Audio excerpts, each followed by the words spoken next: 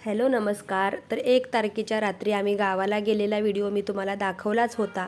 तर आम्ही 2 जानेवारीला गावात जाऊन पोहोचलो. पोहोचल्याच्या नंतर 1-1.5 तास आराम केला. मग उठलो, अंघोळ्या वगैरे झाल्या सगळ्यांच्या. मग घरातली देवपूजा करताना मी हे आमच्या लक्ष्म्यांचा सण होता. 3 वर्षांनी एकदा हा सण होता.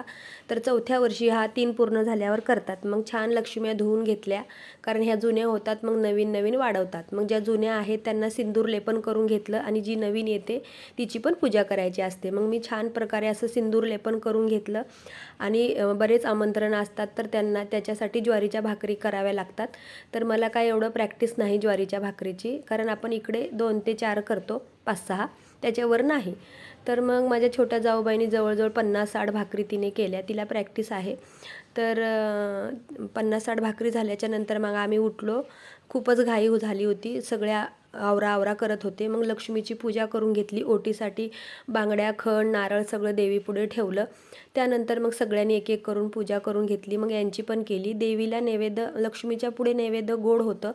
तळीव, सपक वरण, भात, तूप हे असं सगळं काहीतरी नैवेद्य देवीचं गोडधोड होतं. आणि देवीच्या समोरचे जे दैत्य असतात त्यांच्यासाठी हा बली म्हणून हे नैवेद्य असतं.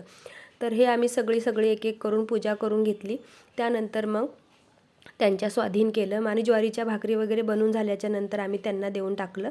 मग सर्व प्रकारे आमची पूजा झाली. मग आम्ही भाकरी दिलं आणि आम्ही घरात जाऊन बसलो. मग पुढचा कार्यक्रम काय आपल्याला माहिती नाही.